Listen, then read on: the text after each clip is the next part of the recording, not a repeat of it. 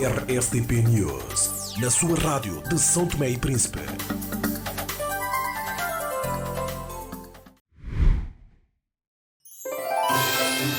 Neste Natal, os melhores presentes estão na CST. Ao fazeres um carregamento de 20 dobras ou mais, participas automaticamente no sorteio de 1000 prémios diários, onde podes ganhar megas, minutos e brindes exclusivos CST para te manteres sempre conectado com quem mais amas. Campanha válida até 31 de janeiro. Celebra o Natal com uma conexão que aproxima.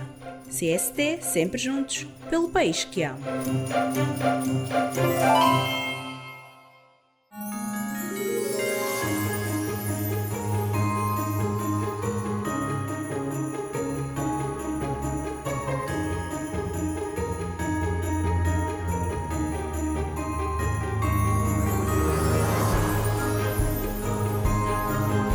Neste Natal, desejamos que a paz e o amor sejam a razão que nos move nesta celebração.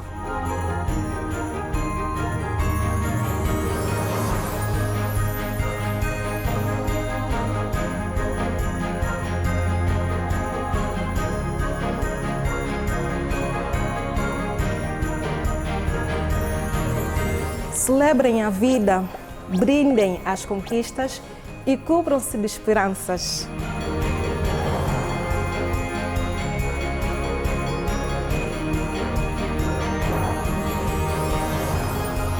A SAR Seguro deseja aos seus estimados clientes e parceiros boas festas e próspero ano novo.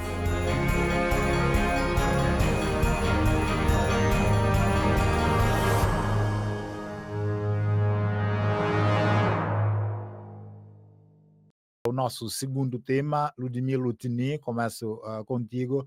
A notícia muito debatida e que também, digamos, em partes dividia e provavelmente continua a dividir a opinião dos são tomenses. As Nações Unidas declararam que São Tomé e Príncipe deixa de pertencer ao grupo de países menos desenvolvidos, menos avançados, e passa a partir desta sexta-feira, 13 de dezembro de 2024, a fazer parte, pelo menos oficialmente, dos países de rendimento médio.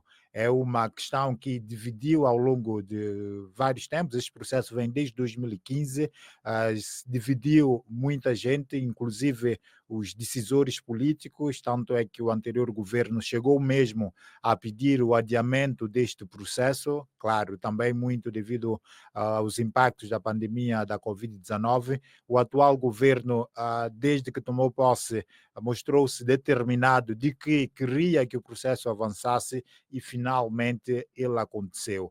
O primeiro-ministro já veio a saudar a questão, sublinhando que é um momento histórico, um passo importante para o país. Mostrou-se também consciente das consequências, sobretudo quanto à questão da redução de financiamentos e da necessidade de se encontrar outras formas de financiamentos para continuar o processo de desenvolvimento do país, e admitiu também que serão necessárias, de facto, reformas para que esta graduação tenha, de facto, reflexo na vida da população, onde a própria Nações Unidas também reconhece que continuam desafios ao nível do país, sobretudo no setor econômico, onde a inflação até o ano passado estava em cerca de 17%, e, por exemplo, dados de 2015 indicavam que boa parte da população ainda vivia no limiar da extrema pobreza. Por isso, são dados que lanço aqui para análise. Como é que vê esta decisão final, a graduação de São Tomé e Príncipe para país de rendimento médio? Bem, para já devo começar por dizer que a coisa não é novidade nenhuma, por tudo aquilo que acabaste de dizer. Já sabíamos, pelo menos desde o ano passado, desde novembro, dezembro do ano passado, já sabíamos que em dezembro deste ano iria acontecer esta graduação. e por aí não há nenhuma novidade. Mas também não há nenhuma novidade se quisermos ir ainda mais longe na história. Não há nenhuma novidade porque desde 2015 que as autoridades santomenses e as autoridades das Nações Unidas decidiram lançar esse processo. Portanto, a coisa vem desde 2015, tendo o país sido sujeito a uma primeira avaliação em 2018, porque as avaliações são feitas de 3 em 3 anos, e depois, enfim, uma segunda avaliação em 2021, mas nessa altura as autoridades políticas de então pediram o adiamento. Josimar, permita-me só rapidamente apresentar aqui 2 notas antes de eu responder à questão concreta, e não quero fugir a ela, se a decisão de termos avançado agora, se é correta ou não, e quais são as consequências. E a primeira nota é conceptual. Porquê? Porque é fundamental que toda a gente perceba o que é que está em causa. Um país de rendimento médio não é um país de desenvolvimento médio. Isto é o primeiro conceito que todos nós, santomenses, temos que perceber. O que está em causa não é que o país passe a ser um país de desenvolvimento médio. Nós gostaríamos hoje de estar aqui a dizer que São Tomé e Príncipe é um país de desenvolvimento médio, mas não é. E o país de rendimento médio, e esse esclarecimento do conceito é fundamental, porque para explicar a perplexidade com que nós todos recebemos a notícia. Porque isto basicamente as Nações Unidas definem 3 critérios para agrupar os países. Agrupa os países em menos desenvolvido, países de rendimento médio e países de rendimento avançado. E diz apenas isso. Se tiverem um PIB per capita a partir de X, e se tiverem níveis de cobertura de educação, saúde, de 3 em 3 anos, vamos fazer uma avaliação vossa. Se vocês tiverem esses níveis de 3 em 3 anos, nós vos qualificamos para países de rendimento médio. E foi o que eles fizeram, basicamente. Portanto, é esta avaliação teórica. Avaliaram-nos em 2018, disseram-nos, olha, vocês em 2018 atingiram este patamar per capita, este patamar para desenvolvimento humano, leia-se cobertura de ensino primário universal, cobertura de serviços de saúde, e depois um terceiro critério que é a vulnerabilidade econômica e cultural. Pasme-se. Quem fez esta avaliação entendeu que nós, nesse terceiro critério, que é a vulnerabilidade econômica e social, os avaliadores entenderam que nós estávamos em condições, o que é uma coisa que parece cômico, porque se há uma característica especial de São Tomé e Príncipe, é a sua vulnerabilidade. O que é que isto quer dizer para toda a gente perceber? Qualquer coisa que aconteça no mundo, uma ameaça, por exemplo, de guerra, vamos imaginar que o Bashar al-Assad ameaça responder aos rebeldes. Só essa ameaça altera o preço, por exemplo, do petróleo no mercado internacional. E a alteração do preço do petróleo altera o preço das mercadorias para os empresários santomenses no mercado internacional. Consequência, o santomense pequeno, aquele ali que vai comprar as coisas, paga. Portanto, dizer que, do ponto de vista de vulnerabilidade econômica e social, nós estamos em condições de dar esse passo, enfim, é um bocado questionável. Milo, a verdade é, e o primeiro-ministro reconhece, não sei se tu ias por aqui também, é a necessidade de reformas, de mudanças, o que se fala há muito tempo. Este governo está há 2 anos, mas o primeiro-ministro, todos dizemos, e é sabido, já tem várias experiências governativas das reformas ou das medidas que têm sido implementadas até agora. Considera que vão na mesma direção a este passo que o país tinha que dar, como fizeste referência, já se sabia há muito tempo, e aquilo que vai ser agora que oficialmente mudamos desta categoria, estamos com esta graduação? Josimar, o que o primeiro-ministro tem de perceber é que as coisas que ele diz, e já todos sabemos há 50 anos. O que o doutor Patrício Trovoada ainda não compreendeu é que nós, todos os santomenses, estamos conscientes de que é preciso, por exemplo, a reforma da função pública. Todo santomense que lida ou já lidou com a função pública está consciente que temos que fazer esta reforma. 2. Todos os santomenses estão conscientes que, para atrair investimentos, nós temos que reformar o nosso quadro legal e administrativo. Temos que reformar a questão da autoridade do Estado. Qual é o problema, e José Maria também que toca nisso, porque eu já ia responder a essa questão, que tem que ver com se é correta ou não a decisão de avançarmos agora. Josimar, nós, em cima da mesa, temos, em teoria, duas orientações sobre esse problema.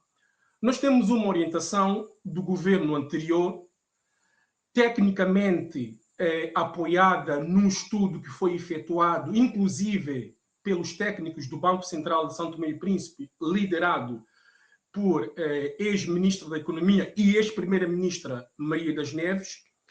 Portanto, deste lado há este modelo que entende que nós não devíamos, de facto, avançar, porque isto representaria uma desestruturação das ajudas externas que nós recebemos. E eu já vou explicar o que é isso de desestruturação das ajudas externas. E depois nós temos um segundo modelo que é definido por esse governo. Qual é o problema? O problema é que nós conhecemos os argumentos da primeira orientação, da orientação que diz que nós devíamos ainda continuar a ser considerado um país menos desenvolvido, mas nós não conhecemos os argumentos da orientação que acabou de vingar, que conduziu toda a nação a essa decisão. O Josimar, a entrevista que o Dr. Patrício Trovoada dá, quais são os argumentos que ele apresenta? 2. Só que vamos ver que não são argumentos nenhuns. Por quê? Porque são meras declarações que não se apoiam em números, em factos reais. Quando, do lado anterior, do estudo que nós tivemos do Banco Central, nós temos dados. Vejam, eu não estou a dizer, e aliás, eu devo já fazer essa ressalva, eu nem concordo com a interpretação que a doutora Maria das Neves e o anterior governo deram à posição que eles defenderam. Mas o que eu defendo é que eles trouxeram elementos palpáveis, dados estatísticos, para defender a orientação deles. E, portanto, eu consigo avaliar se a orientação deles faz ou não sentido. Não é deles, é do país. Veja, porque o país politicamente está dividido entre o bloco do MLSTP, basta PCB, e o bloco do ADI, mais o PUN. Portanto, é fundamental para que o país tome uma decisão orientada, consciente e informada. É fundamental que eu, cidadão, conheça quais são as orientações da nação, do Estado. Não é a opinião do Patrício Trovoada, nem é a opinião da doutora Maria das Neves. Não é isso que está em causa. Porque não são essas pessoas que vão sofrer as consequências diretas dessas decisões. Essas pessoas serão as últimas vítimas dessas decisões. O que está em causa é a decisão da nação. Qual é a orientação que o país, enquanto Estado, sociedade, vai seguir com base em decisões que eles tomam? Ora, dizia eu, vamos voltar ao fundo da questão. Dizia eu que nós tínhamos uma orientação do anterior governo apoiado no estudo técnico com números claros e nós temos agora a orientação do atual governo que se consubstancia em 2 argumentos. Primeiro, as ajudas externas, os donativos estão a diminuir. Isto é o que diz o primeiro-ministro no ano passado, no rescaldo da reunião em Doha, se não estiver errado. Os donativos estão a diminuir. Bem, vamos sujeitar esses argumentos ao teste da verdade. Para perceberem que eu não estou a tomar lado para ninguém, e como eu disse, eu nem concordo com a posição do anterior governo, ou pelo menos em teoria, como defenderam a coisa. Bem, vamos sujeitar então o primeiro argumento ao teste da verdade. É verdade. Se nós compararmos, e qualquer cidadão que está agora a ver o debate pode fazer essa conta e verificar isto. Se fizermos uma análise comparativa dos últimos 10 anos, vamos verificar que os donativos diminuíram drasticamente. Só para termos uma noção, São Tomé e Príncipe já foi um dos países que mais ajuda per capita recebeu no mundo. Eu repito, mais ajuda per capita recebeu no mundo. Mas nós estamos a falar de uma época já muito passada. Portanto, teste da verdade, esse argumento dele é verdadeiro. As ajudas internacionais, normalmente os donativos têm diminuído. Bom, e depois ele diz, e outra coisa, os donativos também não se têm traduzido em resultados palpáveis, porque mais de metade desses donativos vão para salários e remunerações e viagens e almoços dos consultores. Outro dado que é verdade. Outro dado que é verdade. Portanto, esses dois argumentos estão certos. O que está a falhar, então? Está a falhar que o primeiro-ministro, depois de esbater estes dois argumentos, não apresenta uma estratégia que permita, de facto, o país passar por uma fase de um país de rendimento médio. O que isso quer dizer? Porque se o país passa para o rendimento médio, a sua estrutura de ajudas muda. O que acontece nessa estrutura? Os donativos diminuem drasticamente, aumentam os empréstimos. Qual é o problema disto? Bom, desde logo temos um problema. Vamos ter um país sobreendividado. Mais ainda do que já temos. Vejam, atualmente, antes do país passar, nós estamos no primeiro dia em que o país é qualificado, já temos um sobreendividamento. Então, imaginem vocês, dentro de 10 anos, o que é que vai acontecer com o país a ter menos donativos, ou melhor, a ser menos elegível para donativos, a ser mais propenso para empréstimos. Vamos ter um grave problema, que é o quê? Que a dívida externa vai consumir o nosso PIB. E isto é gravíssimo. Por isso aqui, a crítica que eu lanço a ele, e a questão nem tem que ver, faz sentido avançarmos? Não faz sentido. Não, a questão não é essa. A questão é que o governo não apresenta uma estratégia, ou então vamos ser justos, ainda não apresenta, mas já tomou a decisão, importante, ainda não apresentou, pelo menos para a discussão interna nacional, uma estratégia que permita, de facto, dizer o seguinte: caros santomenses, a partir de 1 de janeiro de 2025, vamos ser menos elegíveis para donativos, mas o governo entende que vamos fazer isto para compensar a estrutura das ajudas internacionais, porque haverá uma desestruturação, como eu acabei de explicar. Nós não conhecemos. Ora, pergunto, é sério, é responsável do ponto de vista... Eu não estou a criticar a pessoa do primeiro-ministro. O que eu pergunto é, do ponto de vista macroeconômico, do ponto de vista da gestão do Estado, é sério tomarmos uma decisão dessa dimensão sem coletivamente definirmos uma estratégia? Não foi o que fez Cabo Verde em 2007.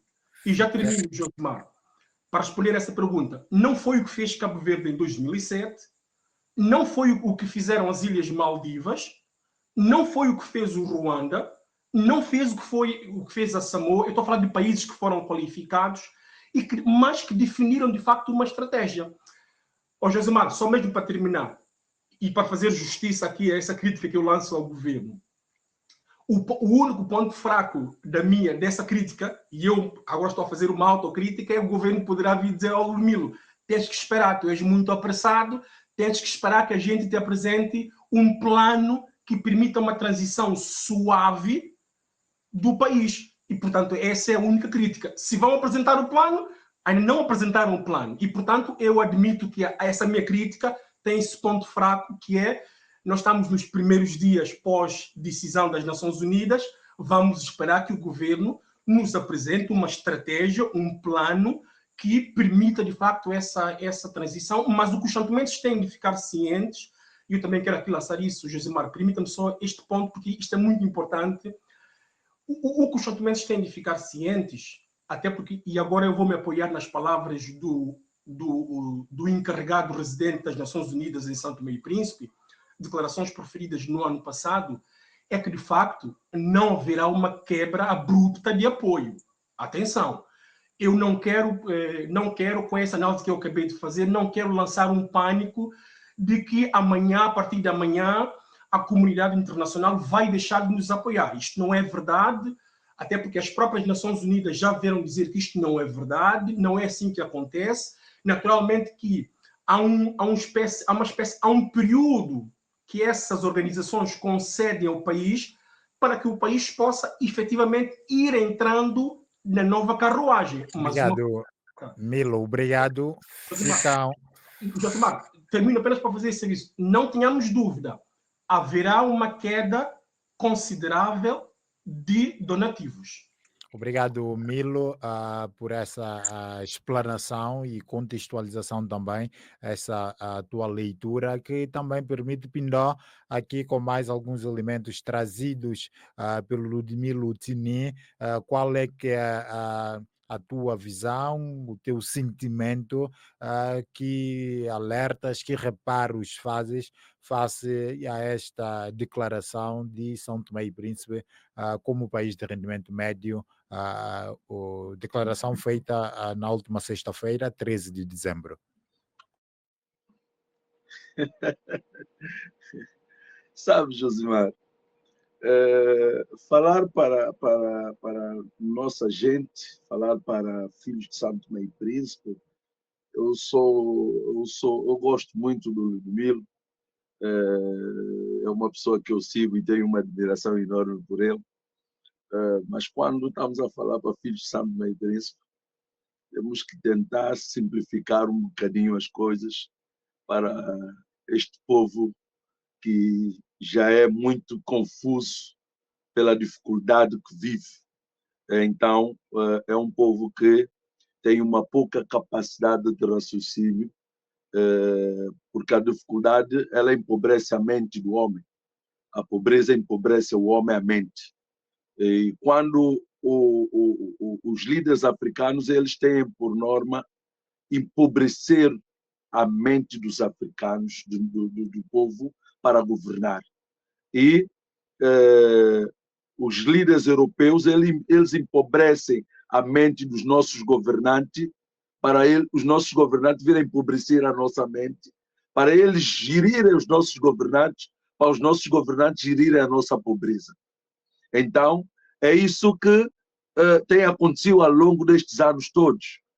A Europa, as Nações Unidas, desculpa-me estar aqui, e eu uma vez fiz uma crítica em que a minha página foi bloqueada e fiquei muito tempo bloqueado, porque eu tenho dito que a Europa, o mundo evoluído, tem procurado forma de cada vez mais nos empobrecer para poder gerir-nos a seu belo prazer. E com políticos mal preparados e com ambições pessoais, caem nestas armadilhas e fazem com que o povo cada dia mais viva sobre o sufoco. O que é que vai acontecer? E é bom falar isso para os filhos de São Tomé e Príncipe. Nós, quando tínhamos donativos de todos os lados, de todos os cantos, a chegar ao país de todas as formas, os nossos governantes nunca souberam geri-los. E é isso que nós assistimos até hoje, 49 anos, da desgraça do país, do descalabro total em termos de corrupção, visível a olhos de todos os filhos de São Tomé e Príncipe. Agora, cortando-nos a ajuda, o Ludmilo falou bem, vem a oportunidade de recorrermos aos empréstimos e endividarmos mais o país. Quem é que sai a beneficiar com isso tudo? E eu quero aqui dizer aos filhos de São Tomé e Príncipe bem claro, são os políticos que hão de estar à frente da gerência do país, hão de fazer negociatas sem transparência, sem transparência e com a cobertura dos países desenvolvidos. Porque o país desenvolvido sabe que isto aqui é um mar fértil para a corrupção. Então, como é que é? Nós não podemos, estes senhores já estão a nos dever demais, como é que nós podemos fazer? nós não vamos dar-los dinheiro, nós vamos subir aqui um bocadinho a condições, mostrar que eles estão a crescer um bocadinho em termos de condições de vida, que a população está a viver melhor, que há mais condições de ensino, há mais condições de saúde, há mais condições, então eles saem deste nível, eles crescem um bocadinho do nível para poder não terem direito mais à ajuda direta, e mais abre o caminho para eles terem abertura para os empréstimos. Meus irmãos, se com ajuda nós já vivemos, e a gente tem vivido de forma tão precária, será que quem faz essa avaliação, ou quem fez esta avaliação, não vem para São Tomé e Príncipe? Não tem acompanhado a vida dos santomenses, não conhece a realidade deste país. Por quê? Em que é que nós melhoramos? Eu quero compreender, de uma vez por todas, em que é que nós melhoramos, meus irmãos? Filhos de Santo Tomé e Príncipe, que me esclareçam isso, porque eu sou um bocadinho burro. E eu peço imensa desculpa. Por ser burro não compreendo muita coisa. Mas eu, por ser filho de Santo Tomé e Príncipe, compreendo muita coisa. Eu sei que a precariedade em termos educacional disparou. Disparou. Em termos de saúde, não se dá, nem dá para falar. Em termos de justiça, pior ainda. Então, esse estudo é feito em base de quê? Em que base chegou a esse estudo? Corrupção? Eu já nem dá para falar da questão da corrupção nesse país. Porque a corrupção nesse país tornou pão nosso de cada dia. O indivíduo, por mais corrupto que seja, ele consegue ser tratado como se fosse rei deste país. Então eu quero perguntar, em que base? Como é que se faz esse estudo? Eu quero alguém com mais discernimento possível, e eu aqui peço ao Ludmilo Tini, ao Liberato, que quando tiverem que falar para o povo, falem para o povo na linguagem mais clara possível, terra a terra. Se for preciso, leva gente, coisa assim, a partir desse momento, nós vai deixar de ter donativo direto, nós vai começar a ter que contrair empréstimo, mas esse empréstimo com gerentes corruptos, gerentes com bolso na cueca, nós vai viver pior. É isso que nós temos que falar para esse povo. E quem é que financia a corrupção em África? São estas organizações estrangeiras. São eles que saem a lucrar com a desgraça desse povo, com negócios ilícitos, a caçar nosso peixe no mar, com negociatas que não têm nada a ver. E nos empobrece para depois usar os nossos políticos. E eu digo, filhos de Santo Tomé e Príncipe, RSTP, cada vez que me dá a oportunidade, eu sei que eu firo sensibilidade de muita gente. Mas uma coisa é certa, quando o filho de Santo Tomé e Príncipe vai ao hospital e nem medicamento tem, vai à escola, nem tem um professor com qualidade para lecionar, porque o professor está mais miserável do que o próprio seu aluno. Quando a justiça, ela condena aquele que ela quer e aquele que ela não quer, ela sobe patente e ela leva lá para cima, por mais corrupto que seja, por mais criminoso que seja. Então, que base nós estamos a fornecer aos nossos avaliadores para eles poderem aí trazer essas avaliações e nos subir de ranking, que esses rankings não nos traz interesse nenhum, não nos traz valia nenhuma, só nos traz benefício para aqueles que já têm beneficiado até Santo Dia 2.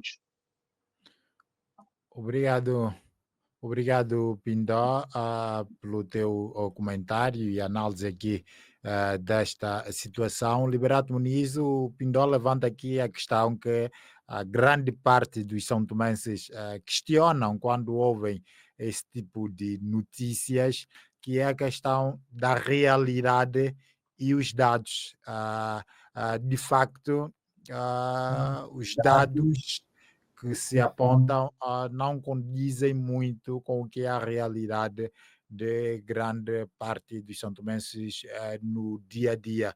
Por isso, pergunto-lhe esta concretização deste projeto, digamos, de vários anos, que é a transição, a graduação de São Tomé e Príncipe para país de rendimento médio, como é que vê a concretização deste processo nesta fase da vida econômica e social de São Tomé e Príncipe, o que perspectiva, o que pode perspectivar, seja em jeito de impacto direto da medida, mas também das ações que devem ser acauteladas para que, de facto, todo cidadão sinta que possa haver melhorias no seu dia a dia.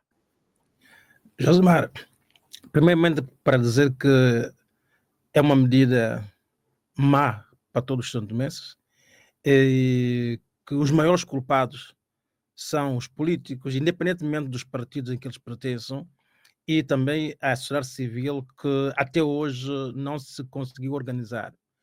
Porque já se falava disso há muito tempo, e o que nós notamos é que não houve debates, nós não sabemos qual é a posição do MLSTP, não conhecemos a posição do PCD, do Basta, ou seja, não houve debate. Dá a impressão que em São Tomé e Príncipe as pessoas pura e simplesmente não querem trabalhar. E quando eu vi ultimamente que o primeiro-ministro ficou praticamente 30 dias fora do país, o país estava totalmente parado. E ele chega de repente, tem todos os ministros atrás a visitar obras, como se não houvesse ministro de obras públicas nem nada. Dá-me a impressão que não há um plano, não há um projeto, ninguém sabe onde é que São Tomé e Príncipe quer ir e onde é que anda a oposição, de modo de apresentar as soluções, aquilo que eles pensam, que eles delinearam para São Tomé e Príncipe. Eu digo isso porque, olha, vejamos, e eu vou muito na linha daquilo que o Pindó falou há pouco tempo. Nós temos hoje água, nós temos uma rede de água que funciona em São Tomé e Príncipe? Praticamente ainda não temos, porque nós pagamos água mensalmente e muita gente, mais que 70% da população não tem essa água em casa. Nós hoje, fala-se, por exemplo, da eletricidade que está estável, mas vai para o interior, para muitas zonas, e vê que muitos santomenses não têm energia, ou seja, nós não temos ainda uma rede elétrica como deve ser. Vamos ver, por exemplo, as nossas estradas estão em situação paupérrima. Vamos ver, por exemplo, as nossas escolas, as nossas infraestruturas. E quando nós concentramos nas nossas infraestruturas escolares, vemos algo que é muito grave. É que nós temos muitos alunos que passam todos os anos de classe, mas que em termos do saber é praticamente zero. Ou seja, os nossos dados estatísticos em São Tomé e Príncipe não condizem minimamente com a realidade que nós temos no país. E quem tem que dizer isso às organizações internacionais não são eles com os dados que eles têm. Somos nós, os santomenses. Somos nós que estamos aqui. São os santomenses que estão no poder e que têm a obrigação de delinear, apresentar uma linha de solução do país e dizer o que é que nós temos e como é que nós vamos resolver. E o que nós temos hoje são dados estatísticos que eu costumo dizer que quando vamos para o interior do país, nada disto é verdadeiro. Então, o que vai acontecer em São Tomé e Príncipe nos próximos tempos é que a vida vai ser mais difícil para toda a gente. Isso porque, vejamos só, nós em São Tomé e Príncipe, das doações que nós recebemos, e o Ludmilo Tinir dizia que nós já chegamos a ser o país que per capita mais apoio recebemos, mas ele esqueceu de dizer que mais do que 50% ou 100% desse apoio ficaram fora do país e nós, dentro do país, nunca conseguimos questionar, nunca conseguimos reverter este grande problema. Porque muitas vezes as doações que chegam não são verdadeiramente investidas em São Tomé e Príncipe. Eu pergunto, o que é que nós temos hoje verdadeiramente feito para nós sermos considerados um país de rendimento médio? Esses políticos realmente só podem ser preguiçosos ou então cada um está dentro da área que eu sempre classifiquei. Nós temos um país, Josemar, que todos vão me desculpar, em que cada um ministro, cada um presidente da República, cada um primeiro-ministro, cada um diretor, cada um responsável por qualquer área, está lá para fazer o seu negócio no local onde está e resolver o seu problema, mas não estão preocupados minimamente com o problema verdadeiro de São Tomé e Príncipe. E este é o grande problema. E neste momento, com um país com rendimento médio como nós, que nós passamos a ser considerados, e veja só, que não foi o ADI que pediu isso, não foi o MLSP que pediu isso, não. Há uma regra e nós tínhamos que defender se estamos ou se não estamos em condições de aceitar. E a verdade é que nós passamos 4, 5, 6 anos. Eu não me lembro de um debate na rádio, na televisão, na promoção de encontros para discutir com a população sobre esse tema, se nós realmente conseguimos dar o salto ou não. Nós estamos num país, Josemar, em que quando chove, 90% da população não trabalha porque fica em casa e o Estado paga o salário. Nós estamos num país em que as infraestruturas não ajudam para que o país possa funcionar. E nós somos considerados um país de rendimento médio. Em que, como e porquê?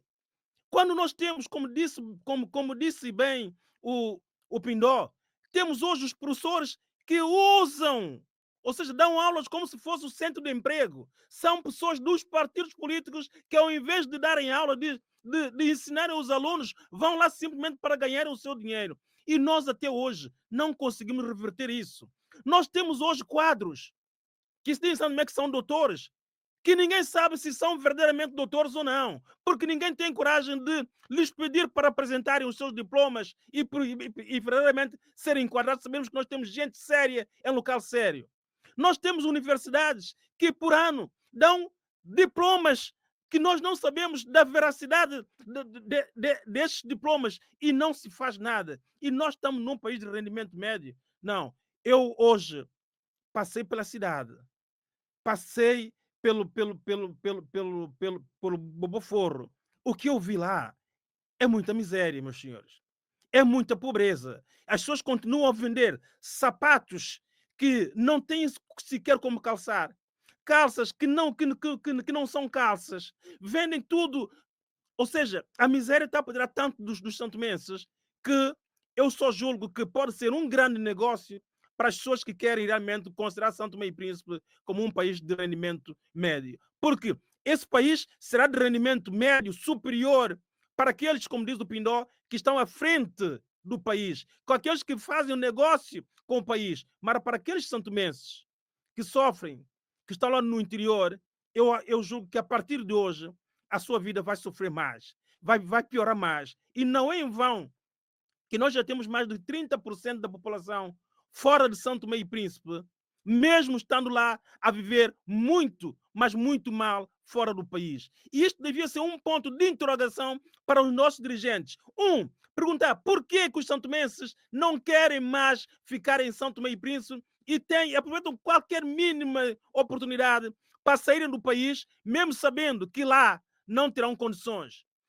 Na semana passada, nós tivemos 100 santomenses na rua em Portugal. 100 santomenses, desde que migraram há pouco tempo, na rua, mas mesmo assim eles estão debaixo da ponte, não querem regressar. Eu pergunto, por quê? Será que esses nossos dirigentes têm questionado isso? Têm perguntado qual é a razão? Então, eu julgo que os nossos políticos, os nossos governantes têm que descer à terra, têm que ir lá para o interior, têm que ver como é que as pessoas vivem. Como é que os quartos das pessoas são quartos que qualquer um pode meter lá a mão e tirar a pessoa dentro de casa durante a noite? Tem que ver que há pessoas em São Tomé e Príncipe que não fazem uma refeição por dia, a não ser que comer jaca, manga e para ir fora seja uma refeição. E eu digo, é isso que nós queremos. Vamos ver, por exemplo, o problema das escolas, onde nós temos mais de 60 mil crianças a estudarem. A dificuldade que nós temos ainda hoje para garantir uma alimentação a essas crianças. E eu pergunto, e a partir de agora, como será? Esta é a questão, Liberato Muniz. A partir de agora, dos sinais que temos tido até agora, sobretudo da parte governamental, que é onde está a maior responsabilidade no sentido de implementar as reformas necessárias para o desenvolvimento e para a mudança do paradigma econômico e social do país. Acredita que será possível e vão acontecer as reformas esperadas e necessárias?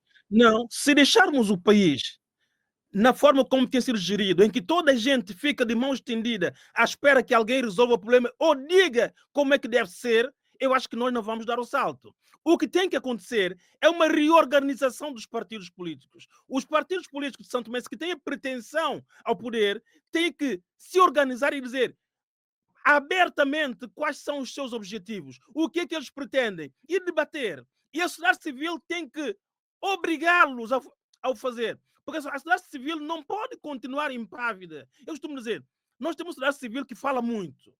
Falam todos os dias. Mas em termos de posicionamento, o que nós verificamos é que aqueles que mais falam estão à espera da primeira oportunidade de quem está no poder para que eles se calem para sempre e resolver os seus problemas. Se nós continuarmos assim, Josemar, nós não temos futuro. Então, eu juro que o futuro de São Tomé e Príncipe, em termos de resolução desse problema, passa simplesmente por uma sociedade civil ativa, forte, coesa e que use a massa cinzenta e que não permita nunca mais que os políticos são-tomenses façam aquilo que querem, como querem, simplesmente devido à pobreza. Nós temos que obrigar os governantes a apostarem no privado. Temos que obrigar os governantes a dizerem que eles não são donos dos santomenses. Os santomenses não podem ficar à espera sempre que o poder central lhe dê tudo para que ele resolva os seus problemas. Não, é preciso abrir o mercado. É preciso apostar no privado. É preciso empoderar mais as pessoas para que o Estado possa tirar rendimento desses investimentos e assim poder crescer. Porque assim, se nós, com esses gestores, formos a pedir empréstimos, nós vamos ser muito, mas muito mal vistos a partir de agora. Eu dou um exemplo. Eu saí de São Tomé e Príncipe há 3 meses. Regressei e já havia criticado a obra da Marginal. Eu hoje passei por toda a Marginal. Ela não tem uma fotografia daquilo que será o futuro da nossa Marginal. Ninguém conhece. As obras continuam paradas em quase toda a extensão da cidade, quando se abriu toda a frente. E eu digo, com 25 milhões de dólares, não é capaz de uma empresa organizar uma obra como deve ser. E nem sequer nós temos a publicidade como deve ser da empresa que está à frente da obra. Eu digo, isto é que é transparência? Isto é aquilo que nós sonhamos para São Tomé e Príncipe? Não. Eu julgo que nós assim não temos futuro. Então, o que eu apelo é que a sociedade civil comece a agir, não tenha medo, que comece a debater o país e que se encontre uma organização forte em São Tomé e Príncipe que possa ultrapassar esses problemas. Obrigado. Mas para isso é preciso que o mais alto magistrado da nação, o Presidente da República, que tem uma grande responsabilidade nas diretrizes do país, tenha uma palavra. O que nós sentimos nesses anos todos é que o Presidente da República tem estado retraído. E eu volto a dizer, ninguém está à espera do governo, porque não é função dele, mas é função dele questionar. É questão dele chamar a população, chamar a juventude, chamar as crianças, chamar as empresas, chamar os governos, para sabermos efetivamente qual é a linha de orientação. Há muito tempo, o Pinto da Costa dizia uma coisa, nós não precisamos fazer tudo. É preciso simplesmente encontrarmos 2 ou 3 linhas, 2 ou 3 objetivos sustentados, onde todo o santomense se reveja nesse objetivo para nós darmos o salto. E, a partir daí, independentemente de quem estiver no poder, toda a gente sabe que o nosso objetivo é atingir a meta X. Se isso não acontecer, Josemar, eu acho que nós, a partir de hoje, vamos caminhar para um abismo muito, mas muito acelerado.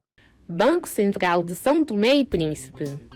A partir do dia 5 de novembro de 2024, entra em vigor a norma de aplicação permanente sobre operações cambiais, NAP 06/2024, com vista a melhorar o funcionamento do mercado cambial nacional. A NAP, em apreço, regulamenta uma determinação da lei cambial que prevê que todas as receitas cambiais geradas pela nossa economia serem entregues no sistema financeiro com a finalidade de contribuir para o crescimento econômico do país. Com efeito, a partir do dia 5 de novembro, antes da realização de qualquer operação de exportação de bens ou serviços, bem como outras atividades que resultem em operações cambiais, deve o agente econômico dirigir-se ao seu banco ou despachante, no caso de bens, para obter as instruções necessárias. Para este efeito, será criada para cada exportador ou operador econômico com receitas em moedas estrangeiras uma conta especial no banco com o qual trabalha, designada de conta específica de receita, isenta de quaisquer taxas ou comissões.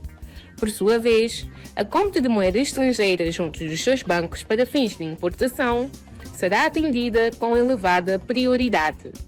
Este regulamento resulta de uma parceria estreita entre o Banco Central de São Tomé e Príncipe e diversas instituições e agentes econômicos do país. Banco Central de São Tomé e Príncipe. Vamos, em conjunto, construir um sistema financeiro resiliente.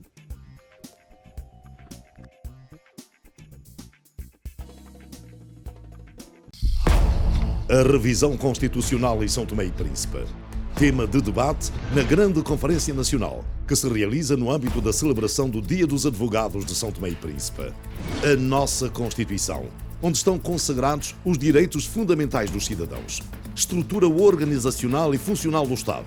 Foi revista pela última vez em 2003. A Ordem dos Advogados considera pertinente e promove um amplo debate sobre a necessidade ou não e os moldes da revisão constitucional. A discussão deste tema deve limitar-se à classe política ou deve envolver a sociedade civil? Estas e outras questões deverão ter resposta nesta grande Conferência Nacional, que terá lugar no Hotel Pestana, quinta-feira, dia 19 de dezembro.